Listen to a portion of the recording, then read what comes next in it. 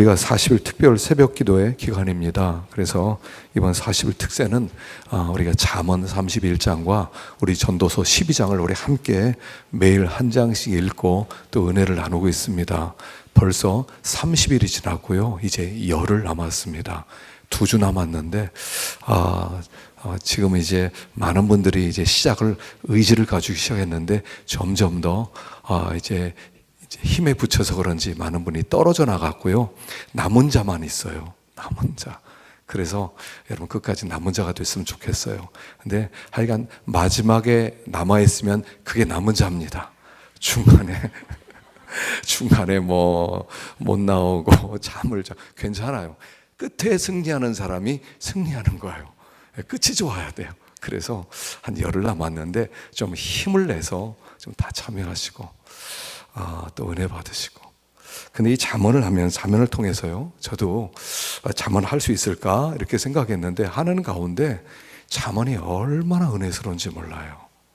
잠언 속에 복음이 있더라고요.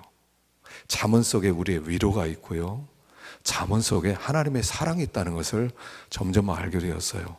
시작할 때는 잘 몰랐는데 가면 갈수록 너무나 하나님의 진리들이 숨어 있는 것을 보았고요. 30장을 어제 금요일 날 마쳤는데 좀 아쉬워서 마지막 부분을 함께 나누려고 생각합니다. 잠언은 여러분 이게 금언 이런 게 아니에요. 잠언은 지혜서거든요. 우리에게 지혜를 줍니다. 이 잠언대로 하면 지혜가 생겨요. 근데 그 지혜는 뭐냐면 처세술 이런 게 아니에요. 어떤 사람이 이렇게 하니까 참 이렇게 성공했다, 한번 이렇게 해봐라. 또 이렇게 하면 인간관계가 좋다, 한번 이렇게 해봐라. 또 이렇게 살면 너 이렇게 다른 사람과 이렇게 또 좋은 관계로 복받을 수 있다, 이런 얘기가 아니에요. 잠언에 있어서 지혜라는 것은 뭐냐면 인간 속에 없는 것, 이런 뜻이에요. 우리 속에 없어요, 이 지혜가. 그래서 이 지혜는 하나님이 주시는 건데, 지혜의 핵심이 뭐냐면 이겁니다. 지혜라고 하는 것은 하나님을 경외하는 것이 지혜다, 하나님을 인정하는 것이 지혜다, 이렇게 얘기를 해요. 그래서 성경에 의인이 있고요, 악인이 계속 나옵니다. 여기 잠언에 보면 의인이 있고 악인이 있습니다. 게으른 자가 있고 또 이렇게 부지런한 자가 있습니다. 미련한 자가 있고 지혜로운 자가 있습니다. 이렇게 나누는데 그것은 다 무슨 얘기냐면 하나님을 인정하는 자가 의인이고 하나님을 인정하지 않는 자가 악인이에요. 그러니까 이 세상에서는 전혀 그러지 않아요. 악한 일을 하면 악인이에요. 그런데 성경은 우리는 모두 다 똑같은 죄인이라는 거예요. 우리는 다 죄인이기 때문에 누가 누구를 향해서 손가락질 못한다는 거예요. 그런데 똑같은 죄인인데 어떤 사람은 하나님을 인정하는 사람이 있는가 하면 하나님을 끝까지 인정하지 않고 믿지 않는 사람이 있다는 거예요. 그 사람을 악인, 죄인이더라도 하나님을 인정하고 하나님 앞에 굴복하는 사람을 의인, 이렇게 부르는 거죠. 이게 잠언의 핵심 되는 내용이란 말입니다. 그래서 이 지혜는 우리 속에 없는 것들인데 우리 하나님께서 우리에게 주시는 특별한 은혜다 하는 것이 지혜라는 것을 우리에게 가르쳐 주는 거죠. 자, 오늘 21절을 한번 읽어보십시다. 21절에서 23절까지를 읽어보겠습니다. 시작. 세상을 진동시키며 세상이 견딜 수가 없는 선엇이 있나니 곧 종이 임금된 것과 미련한 자가 음식으로 배부른 것과 미움받는 여자가 시집간 것과 여종이 주모를 이은 것이니라.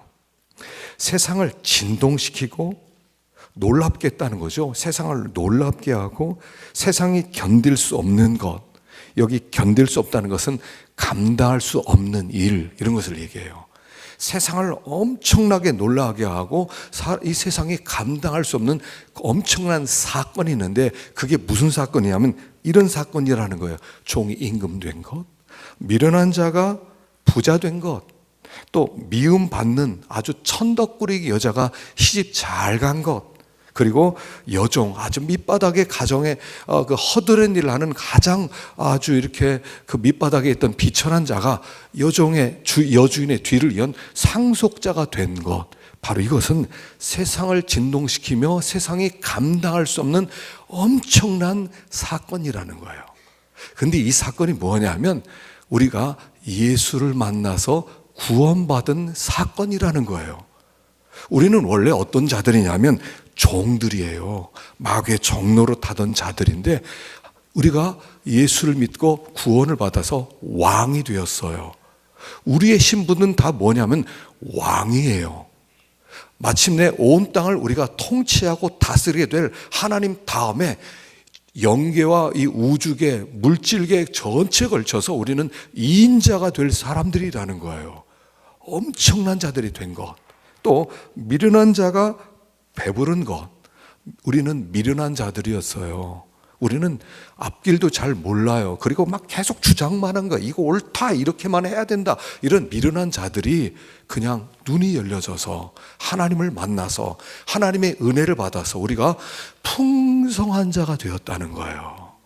예수를 믿어 풍성한 자, 여호와는 나의 목자시니 내가 부족함이 없으리로다라고 고백할 수 있는 놀라운 사람들이 되었다는 거예요.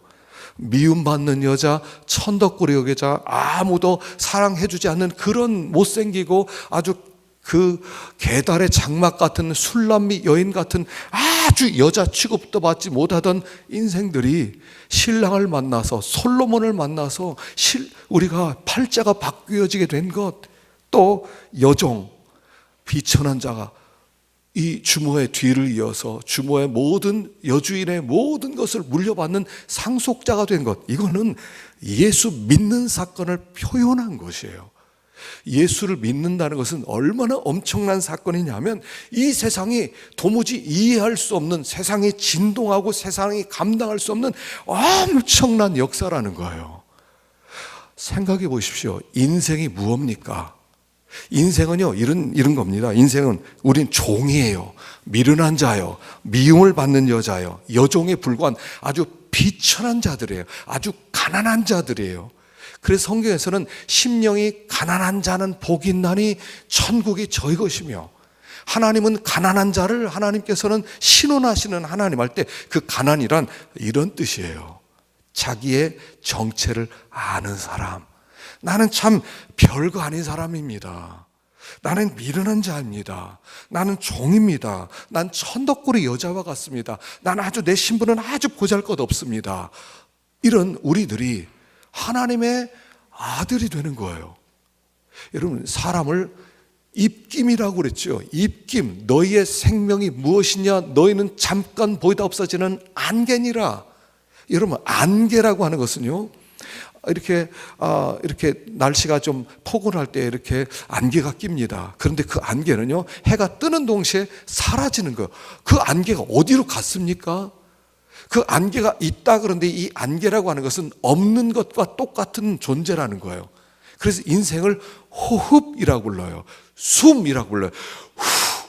어디 갔어요? 하나님의 영원의 눈으로 볼 때 인생이라는 것은 숨에 불과하다는 것입니다. 우리는 그래서 성경은 없는 것과 같다라고 얘기해요. 하나님의 영원의 눈으로 볼 때 100년이라는 것은 점도 안 돼요. 요즘 정치적인 그런 문제로 미국의 어떤 사람 대통령이 됐다, 우리나라 어떤 사건이 있다, 그래서 들쑤시고 난립니다. 그런데요, 어떤 목사님이 그러더라고요. 존 메가드 목사님이 대통령을 뽑는데 누구를 뽑으면 좋을지 모르겠다고. 그런데 이렇게 얘기를 해요. 하나님께는 점도 안 되는 그 사건에 왜 이렇게 많은 마음을 빼앗기십니까? 점도 안 되는 사건이에요. 인간은요, 점도 안 되는 사건 때문에 너무 관심과 마음을 쏟아버려요. 인간은 없는 것 같은 존재예요. 무예요. 유이신 하나님에 비해서, 존재이신 하나님에 비해서 인간은 없다라고 해도 아무런 상관이 없어요. 나무가 뿌리가 딱 뽑혀서 넘어졌습니다. 아직 푸른 그런 나무예요. 이 태풍이 지나면 가끔씩 나무가 쓰러지지 않습니까? 그런데 그것은 이미 죽은 거예요. 뽑혔으니까. 그래서 며칠 지나서 보면 다 시들어졌어요. 인간이 그렇다는 겁니다. 지금 존재하는 것 같아요. 지금 내가 힘이 있는 것 같아요. 그런데 없는 거란 말입니다. 이런 없는 것 같은 무가 신분이 바뀌어져서 하나님의 아들이 되어서 영원한 존재가 되었다.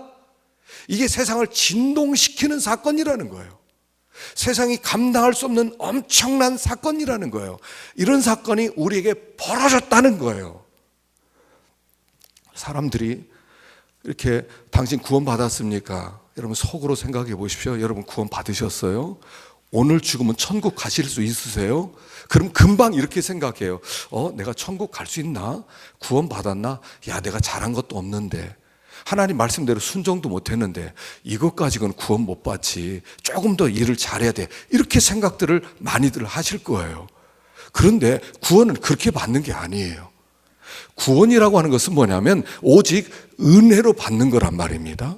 이 은혜라는 것은 뭐냐면 하나님이 이런 자격 없는 자에게 하나님의 뜻도 이루지 아니하고 아주 죄밖에 없는 자들에게 하나님이 일방적으로 너 선물 받아 할 때, 하나님 저는 받을 자격 없어요. 거절하지 못하고 하나님께서 주는 것을 일방적으로 주심으로 말미암아 받을 수밖에 없는 존재가 된 것, 이게 구원이란 말이에요. 그러니까 구원을 내가 받았나 못 받았냐, 내 속을 바라보는 순간 100% 나는 구원 못 받았어요. 내 속에는 선한 게 없거든요. 예수를 믿으면 막 선한 삶을 살고 막 의로운 삶을 살 것 같으세요? 아니에요. 못 살아요. 내 안에는 선한 게 없어요. 내 속에는 여전히 죄밖에 없어요. 예수를 믿으면 죄가 없어지는 게 아니에요. 죄가 그냥 남아있어요. 남아있어요. 그 죄가 계속 영향을 끼쳐요. 그래서 지나면 지날수록 이 죄가 계속 역사에서 우리가 죄를 이긴다 하지만 죄 종노릇할 때가 너무나 많아서 돌아보면 죄밖에 없어요. 나중에 그래서 나는 죄인 중에 괴수입니다. 그게 나오는 거예요. 신앙생활을 자꾸 하는 가운데 나는 죄인 중에 괴수입니다. 요게 나와야 돼요. 요게 나와야 돼요. 내 속을 들여다보니까 죄밖에 없습니다. 하나님, 나는 도무지 구원 못 받습니다. 오직 은혜로 구원 받습니다. 이 사람이 구원 받은 거예요. 그러니까 노아가 방주를 만들었습니다. 노아는 예수님을 상징해요. 방주를 만들고 초대합니다. 야, 방주로 들어와라. 그럼 다 살아날 수 있어. 나는 죄가 많은데, 아니 방주에 들어와. 그래서 방주로 들어왔어요. 그랬더니 너 구원 받은 거야. 이렇게 말해요. 그리고 막 홍수가 쏟아져요. 그리고 40일 동안 비가 에베레스트 하나 막 덮을 만큼 많은 비가 와요. 세 사람 다 죽었을 때 살아났어요. 노아의 방주 안에 있는 사람과 노아 방주 밖에 있는 사람 차이는 하나도 없어요. 똑같은 죄인이에요. 그런데 한 사람은 방주 안에 있어서 살았고 하나는 방주 밖에 있어서 죽은 거예요. 이게 구원이란 말이에요. 구원이란 예수 안에 있는 게 구원이에요. 그냥 나는 예수 없이는 못 삽니다. 왠지 주일 예배 드리지 않고 다른 데 가면 마음이 찝찝하고 답답하고 그냥 예배는 좀 드려야 되겠습니다. 그래서 예배를 드리러 나왔어요. 그게 구원이에요. 그게 구원. 뭐 선한 거 있고 뭐 착한 거 있고 뭐 잘한 거 있고 내가 어떻게 산 줄 아십니까? 아무 소용 없어요. 하나님께는 그건 내 구원과 아무 상관이 없어요. 그냥 예수. 구원은 이거예요. 예수. 예수 안에 있는, 주 안에 있기만 하면 나는 아무리 내 속을 보더라도 선한 게 없어요. 아무리 나 보더라도 잘한 게 없어요. 근데 하나님이 나를 사랑하셨어요. 여러분, 사랑이라는 것은요, 거긴 이유가 없는 거예요. 네가 자격이 있어서 사랑한다 이런 거 아니에요. 그냥 사랑하는 거예요.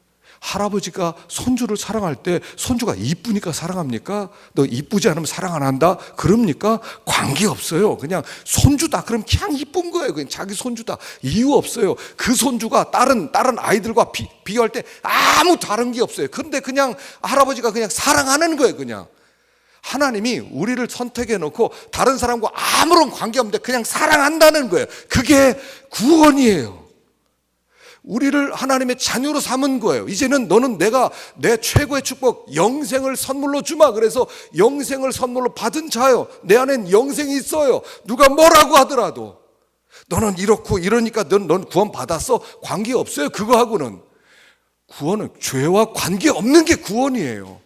그러니까 너 구원 받았냐? 그러면은 나 같은 자격 없는 자가 구원 받았습니다. 이렇게 대답하는 거예요. 나같이 자격 없기 때문에 구원 받았습니다. 자격이 있어서 구원 받았습니다. 그 사람 굉장히 위험한 거예요. 구원은 그렇게 받지 않아요. 바리새인 그래서 구원 못 받는 거예요. 우리는 이것도 잘했습니다. 우리는 저것도 잘했습니다. 우리는 율법도 지켰습니다. 우리는 11조도 드렸습니다. 우리는 금식도 했습니다. 하나님, 너 가 이렇게 얘기하는 거예요. 자격 없어서 구원받은 것, 이게 세상을 진동시키고 견딜 수 없는 역사다 하는 거예요. 여러분이 구원받았다는 게 얼마나 놀라운지 몰라요. 최고의 축복이에요. 구원받았으면 그냥 이대로 죽어도 되는 거예요. 구원은 놀라운 복이라는 겁니다. 그래서 그냥 예수 믿고 구원받는 거예요. 난 죄인인데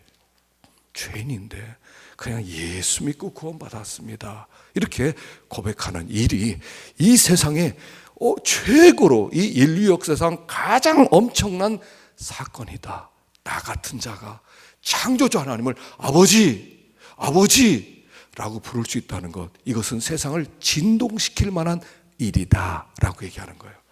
자, 그러면 어떻게 사는 거예요? 보십시다. 24절부터 시작. 땅에 작고도 가장 지혜로운 것 넷이 있나니 곧 힘이 없는 종류로 돼 먹을 것을 여름에 준비하는 개미와 약한 종류로 돼 집을 바위 사이에 짓는 사반과 임금이 없으되 다 때를 지어 나가는 메뚜기와 손에 잡힐만 하여도 왕궁에 있는 도마뱀이니라. 자, 이제는 이렇게 구원받은 자는 요 지혜가 필요한데, 요 지혜가 세 가지가 필요해요. 첫째는 뭐냐면 개미, 두 번째는 사반. 이 사반은 뭐냐면 우리나라에는 이게 찾아보기 어려운데 저기 이렇게 메마른 황무지에는요, 그 돌 사이에 사는 그 야생 토끼 같이, 토끼보다 좀 작으면서도 토끼처럼 뛰어다니는 그런 종류의 동물이 있어요. 그 사반, 그 야생 토끼 이렇게 하면 되고요. 그 다음에 메뚜기, 그 다음에 도마뱀. 개미, 사반, 메뚜기, 도마뱀. 특징이 뭡니까? 약하다는 거예요. 개미, 이건 그냥 엄지손가락으로 눌러도 죽는 겁니다. 사반, 이건 여우의 밥입니다. 여기 메뚜기는요, 이게 얼마나 맛있습니까? 그냥 메뚜기는 그냥 어린아이도 잡아가지고 그냥 이렇게 튀겨 먹으면 맛있어요. 또 도마뱀, 이 도마뱀은요, 이게 조그만 한 5cm, 7cm 밖에 안 되는데 그게 막 돌아다니는데, 이거는 뱀들이 가만히 있다 잡아먹기도 하고요. 이게 아주 연약한, 네 개는 다 연약함의 대명사예요. 근데 성도는 이렇게 약하다는 거예요. 개미 같은 존재예요. 토끼 같은 존재예요. 메뚜기 같은 존재예요. 그리고 도마뱀처럼 아주 힘이 없어요. 예수를 믿고 나면 우리가 약하다는 걸 알아야 돼요. 그리고 우리를 쫓아오는 강한 원수가 있다는 것을 알아야 돼요. 그래서 세 가지 지혜가 필요해. 첫째는 뭐냐면 개미 같은 지혜예요. 개미는 뭐냐면, 개미는요, 항상 일을 해서 겨울을 준비해요. 북한에서는요, 먹을 게 워낙 없으니까 아이들이 산에 가서 개미집을 판답니다. 개미가 없는 데가 없으니까. 그런데 이 개미집을 잘 파면 수지 맞는데요, 거기 먹을 게 있대요. 한 끼 음식이 있대요. 잘 만나면. 그래서 북한 아이들은 그걸 파갖고 다니는 거야. 개미 먹이를 먹으려고. 왜냐하면 항상 겨울을 준비하니까. 여러분, 인생은요, 항상 두 가지로 이루어집니다. 풍년이 있고요, 흉년이 있어요. 풍년 다음에는 흉년이 찾아오는 거예요. 그 풍년은 언제냐면, 우리가 지금 살아있는 데가 풍년이고, 흉년은 뭐냐면 주님의 심판이 흉년이에요. 그래서 하나님께서 우리에게 그날을 바라볼 수 있는 지혜를 주셨어요. 이제 마지막 그날이 온다. 주님이 오시는 그날이 있다. 너희들이 주님의 얼굴과 얼굴을 대하여 볼 것이다. 눈과 눈을 마주보게 될 것이다. 그날이 있다. 준비해라. 그래서 우리들로 하여금 이 세상의 삶은 뭐냐면 준비하는 삶이에요. 영원한 것을 준비하는 삶이고요, 주님의 얼굴을 대할 준비를 하는 삶이에요. 그냥 흥청망청치라면 그때 주님의 얼굴을 대하는 날 부끄러움을 당할 테니까, 첫째는 준비하면서 살아라. 지금은 풍년 때예요. 지금 누가 뭐라고 합니까? 지금 핍박이 있습니까? 교회 나온다고 누가 뭐라고 합니까? 얼마든지 찬양할 수 있고, 얼마든지 말씀 들을 수 있고, 얼마든지 기도할 수 있고, 이게 풍년이 아니고 뭐겠습니까?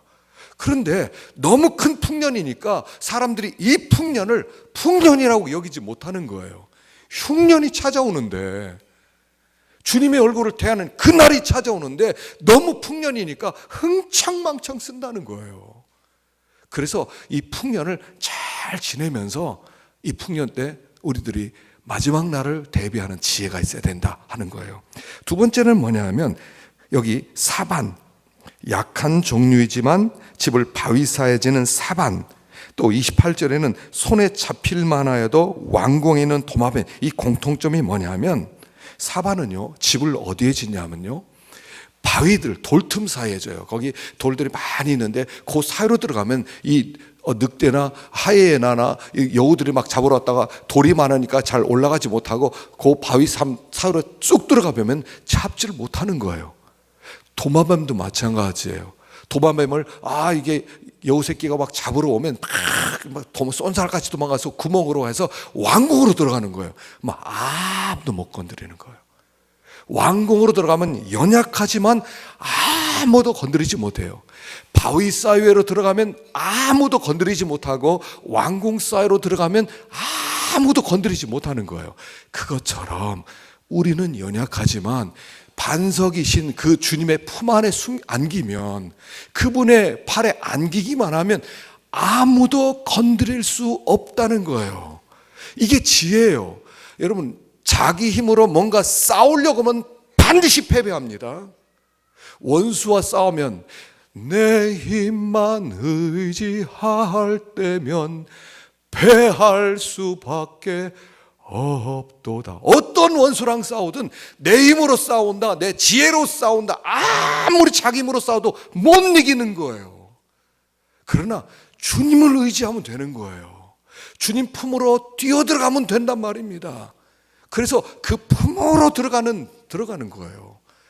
그 만세반석 찬양 있죠. 만세반석 열린 곳에 내가 숨어 있으니 원수 마귀 손 못 대고 환난 풍파 없도다.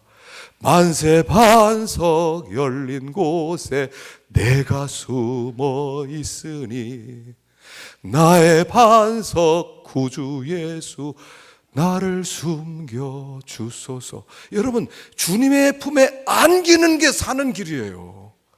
이 세상에 우리의 천적이 얼마나 많은 줄 아십니까? 내가 너를 절대로 그냥 두지 않겠다. 내가 너를 그 자리에서 쫓아내겠다. 내가 너를 생매장시키겠다. 너를 죽여버리겠다. 이런 원수가 어디 한둘이에요. 한둘이냐 말이에요. 주님의 품에 안기는 거란 말이에요. 그래서 자꾸 자기 힘을 의지하면 안 돼요. 자기 그걸 하려면 안 돼요. 이제까지 살아오지 않았습니까? 나를 지키기 위해서 얼마나 많은 노력을 했어요. 근데 그게 성공했습니까? 성공이 안 되는 거예요. 그냥 주님의 품으로 뛰어들어가요. 그렇지 않으면요, 늘 쫓기는 거예요. 여러분, 악몽을 꾸실 때 있잖아요. 누군가 쫓아오는 거예요. 계속 도망치는 꿈, 밤에 계속 도망치는 꿈, 인생이 계속 도망가는 인생. 누군가 나를 쫓아와서 죽일 것 같아요. 계속 도망치는 것, 편안할 수가 없어요. 계속 뭔가 해야 되는 거예요. 연약해서 그래요. 다른 길이 없어요. 우리는 그냥 주님의 품 안에 안기는 것. 주님, 저를 불쌍히 여겨 주십시오. 내가 당신을 의지합니다. 내가 산을 향하여 눈을 들리라. 나의 도움이 어디서 올꼬? 나의 도움이 천지를 지신 여호와에게서로다. 여호와 그만이 나를 도울 수가 있습니다 하고 그 주님의 반석 품으로 뛰어들어갈 때, 비록 도마뱀이라 할지라도, 비록 야생토끼 조그만 토끼라 할지라도 건드리지 못하는 것처럼 주님의 품 안에 안기는 것이 지혜라는 거예요. 여러분, 기도하는 게 지혜라는 거예요. 세 번째 지혜는요, 여기 메뚜기예요. 메뚜기는 약하다고 그랬어요. 메뚜기는요, 그냥 아주 어린애가 잡혀도 잡혀요. 그런데 지금 중동 지방이나 저 아프리카나 지금 호주나요, 이 메뚜기 때문에 위기라고 합니다. 이 메뚜기 떼가 날아다니면요, 이게 수억 마리예요. 10억 마리가 한꺼번에 날아와요. 바람과 함께 날아와요. 그럼 잡을 수가 없어요. 그것이 앉아서 뜯어먹기 시작하면 완전히 초토화를 시키는 강력한 힘이에요. 때로 가면 힘이 되는 거예요, 메뚜기가. 뭐 한두 마리일 때 잡아먹기도 하죠. 이게 때로 다니면요 위험한 겁니다. 우리는 메뚜기 같은 자들이에요. 그러나 함께 하면, 함께 모이면, 함께 기도하면, 함께 힘을 합치면 놀라운 하나님의 영이 함께함으로 말미암아 승리하는 거예요. 그래서 여기 마태복음 18장에도 두세 사람이 내 이름으로 모인 곳에 나도 그들 중에 있느니라. 우리가 삼겹줄 기도회가 있어야 돼요. 삼겹줄. 여러분, 기도의 동지가 세 사람 정도는 있어야 됩니다. 내가 혼자 기도하려고 그러면요 사실 이렇게 긴장이 안 돼요. 그래서 1시간 기도해야지 하다 보면 30분밖에 못하고 갈 때가 많아요. 그러나 세 사람이 함께 모여서 우리 기도하자, 몇 시부터 몇 시까지 우리 기도하자. 그러면 기도하다 보면요 친구가 있으니까 쉽게 안 일어서는 거예요. 함께 기도하고 함께 가야지. 삼겹줄 기도 팀들이 있어야 됩니다. 이 기도하자 이런 사람이 있어야 돼요. 교회 함께 기도할 사람이 있어야 돼요. 우리는 모이면 기도하는 거예요. 모이면 기도.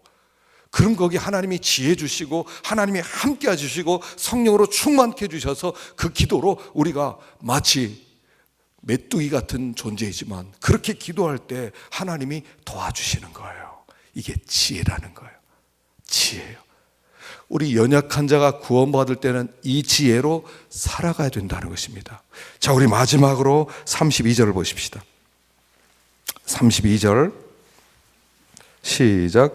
만일 내가 미련하여 스스로 높은 채 하였거나 혹 악한 일을 도모하였거든 내 손으로 입을 막으라. 대저 젖을 젖으면 엉긴 젖이 되고 코를 비틀면 피가 나는 것 같이 노를 격동하면 다툼이 나니라. 자, 이제 이렇게 참 엄청난 신분의 변화가 일어나서 우리가 구원받은 자라면 중요한 게 뭐냐면 이제는 이거예요.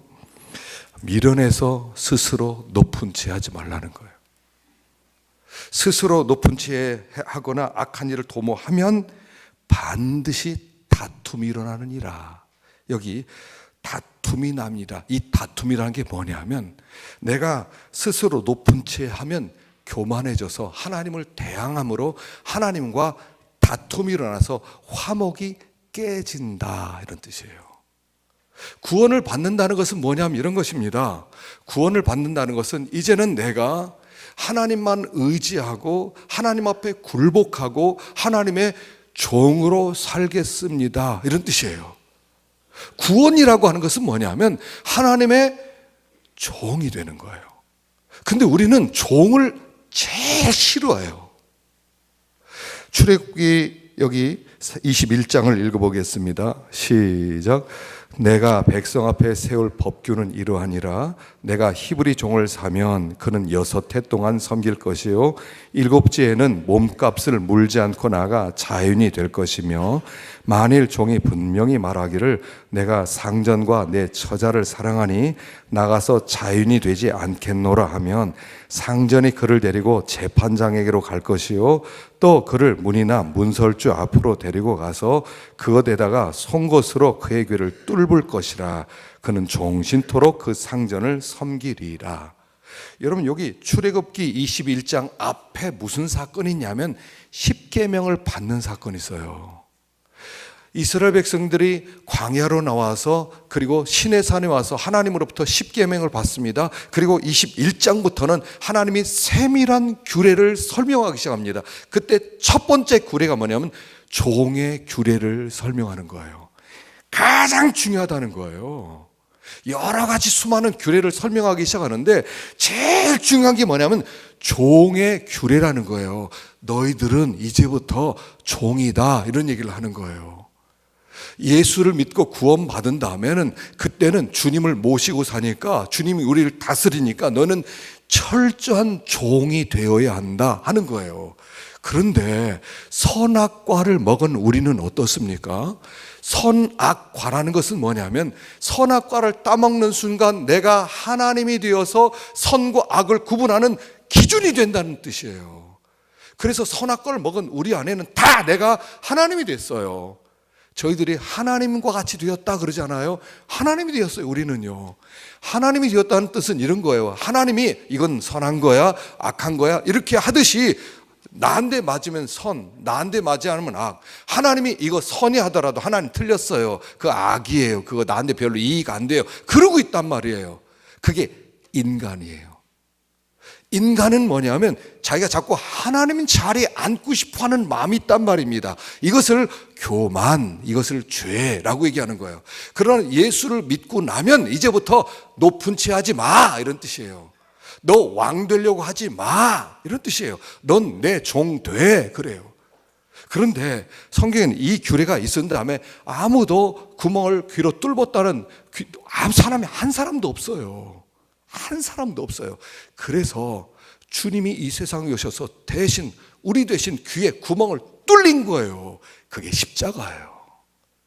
왜 주님이 두 손과 두 발에 못을 박히고 구멍이 뚫려야만 했냐면 우리들이 귀를 뚫어서 주님 앞에 굴복해야 되는데 우리들이 도무지 굴복하지 않으니까 예수님이 대신 종살이 하시면서 구멍이 뚫린 거란 말이에요.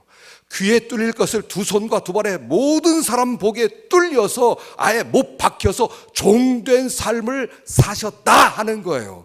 그리고 그 종된 삶의 결과를 우리에게 나눠주신 것이 구원이라는 거예요. 야, 내가 종노릇해서 의를 얻었어. 너 이거 받아.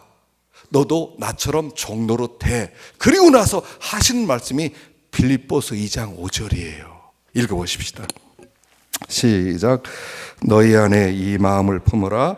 곧 그리스도 예수의 마음이니 그는 근본 하나님의 본체시나 하나님과 동등됨을 취할 것으로 여기지 아니하시고 오히려 자기를 비워 종의 형체를 가지사 사람들과 같이 되셨고 사람의 모양으로 나타나사 자기를 낮추시고 죽기까지 복종하셨으니 곧 십자가에 죽으심이라. 이러므로 하나님이 그를 지극히 높여 모든 이름 위에 뛰어난 이름을 주사 하늘에 있는 자들과 땅에 있는 자들과 땅 아래에 있는 자들로 모든 무릎을 예수 이름에 꿇게 하시고 모든 입으로 예수 그리스도를 주라 시인하여 하나님 아버지께 영광을 돌리게 하셨느니라. 예수님이 종으로 사셨어요. 자기를 비워 종의 형체를 가져 사람같이 되어서 십자가에 죽으셨는데 요 마음 가져.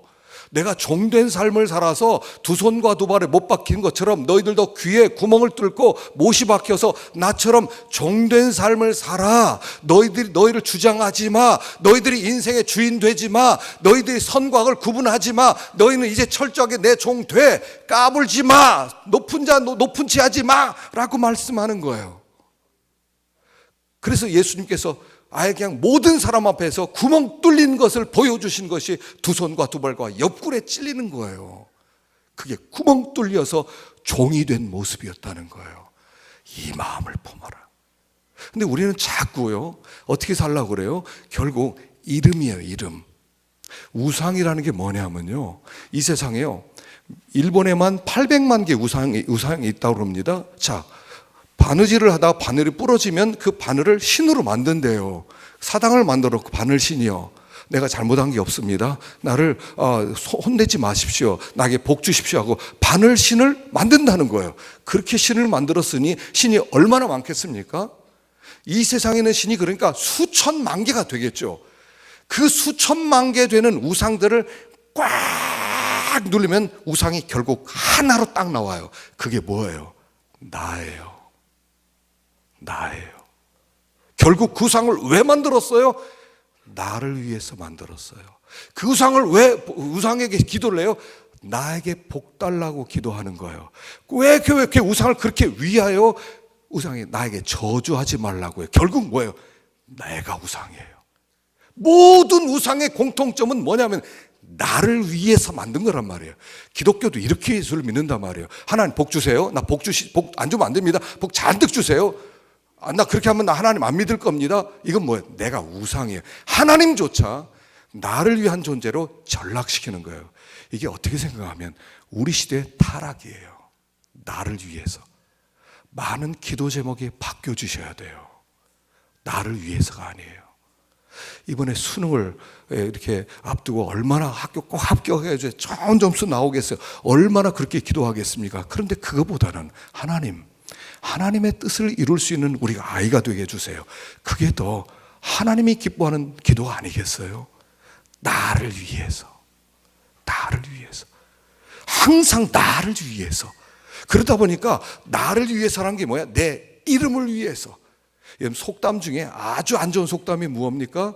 호랑이는 죽어서 가죽을 남기고 사람은 죽어서 이름을 남긴다. 이거 가장 반기독교적이에요. 우리는 어떻습니까? 이름 남기는 거 아니에요. 우리는 이름을 남기는 게 아니에요. 하나님이 자기 이름을 남기는 사람을 가장 싫어했다니까요. 사울이 자기 이름을 위하여 아말렉 전투 다음에 가서 기념비를 높은 바위돌 하나 새겼는데 하나님이 그렇게 싫어했어요. 그건 흔적도 없애 버리는 거예요. 압살롬도 마찬가지예요. 자기를 위하여 기념비 세우는 거예요. 자기 이름. 우리는 이 세상에 자기 이름을 위해 살아요. 내 이름을 어떻게 높일까? 어떻게 인기를 높일까? 사람들에게 알려질까? 사람들에게 칭찬을 받을까? 모든 사람을 내 무릎 앞에 꿇게 만들까? 내 이름 앞에 꿇게 만들까? 그게 사람들의 마음이에요. 그게 타락한 인간의 마음이에요. 교만한 인간의 마음이에요. 주님께서는 그걸 깨뜨리시면서 종이 되라. 너의 이름 다 내려놔라. 너의 이름 나타나지 않게 해라. 높은 치 하지 마라. 나랑 다툴래. 높은 치 하는 거 하나님과 다투는 거예요. 하나님과 화목하지 못하는 거예요. 낮추는 거예요. 그래서 계시록에 가면요, 이름이란 단어만 58번이 나와요. 이름, 두 종류의 이름이야. 내 이름이냐 하나님의 이름이냐. 내 이름이냐 하나님. 그러니까 내 이름을 버린 자에게 하나님의 이름을 주시는 거예요. 자, 먼저 계시록 14장 1절 읽어봅시다. 시작. 또 내가 보니 보라, 어린 양이 시온산에 섰고 그와 함께 14만 4천이 서 있는데 그들의 이마에는 어린 양의 이름과 그 아버지의 이름을 쓴 것이 있더라. 결국 승리자는 뭐예요? 내 이름이 없어지고 예수의 이름이 새겨진 사람이에요. 종된 사람이라는 거예요. 종된 사람. 자기를 증명하고 자기를 드러내고 내 이름이 어떻게 될 것인가, 사람들이 나에게 내 이름에 침을 뱉을 것인가, 내 이름이 높아질 것이냐, 내 이름이 존귀할까, 내 이름을 어떻게 할 것이냐, 이런 사람을 하나님이 없애버리시고, 하나님 내 이름 없어도 좋습니다. 아버지의 이름만. 예수님이 아버지의 이름만. 예수님이 살아계실 때 예수의 이름은 십자가에 죽으면서 완전히 사라졌어요. 십자가에 죽는다는 것은 예수님의 이름이 사라졌다는 뜻이에요. 그랬더니 하나님이 그를 지극히 높여서 모든 무릎을 그 발 앞에 꿇게 만드시고, 그래서 우리가 이 세상에서는요, 종된 삶을 사는데 그 종된 삶을 자기 부인이다 라고 부르는 거예요. 그게 자기 부인이에요. 그래서 여기 6년 동안의 종살이 하면 7년째는 자유를 주는 거예요. 6년 동안은 우리가 완전히 히브리인들은 6년 동안 종살이 하는 거예요. 그냥 주인이 주는 거 먹고 주인이 주는 옷 입고 주인이 하라는 거 하고 주인이 시키는 대로 6년을 살아요. 그럼 7년째 자유를 주는 거예요. 이게 이 세상의 삶이에요. 우리는 이 세상에 6년 동안 지금 종살이 하는 중이에요. 하나님의 종으로 살아가는 거예요. 그러나 7년째 하나님 앞에 갔을 때는 하나님이 그 영광을 주신다는 거예요. 여기서 그러나 종살이 하지 않겠다는 사람은 거기에서 영광이 없다는 거예요. 여기는 6년 동안 종살이 하는 기간이라는 거예요. 우린 종이에요. 주인 노릇하지 마세요. 자기 이름을 높이려고 하지 마시고, 자기를 드러내려고 하지 마시고, 이름은 없을수록 좋아요. 종이 될수록 좋아요. 자꾸 종 노릇해요. 여러분, 교회에서는요, 누가 제일 존귀한 사람입니까?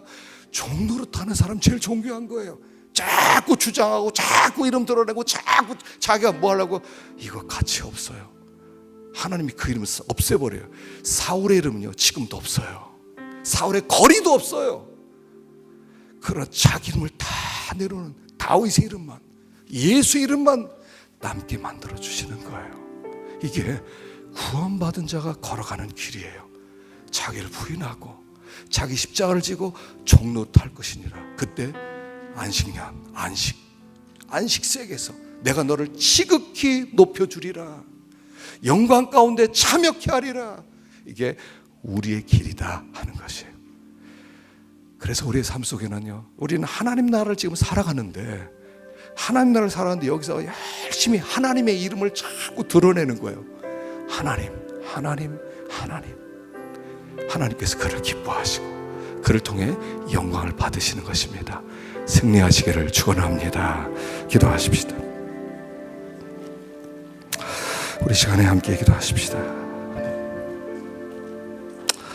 하나님,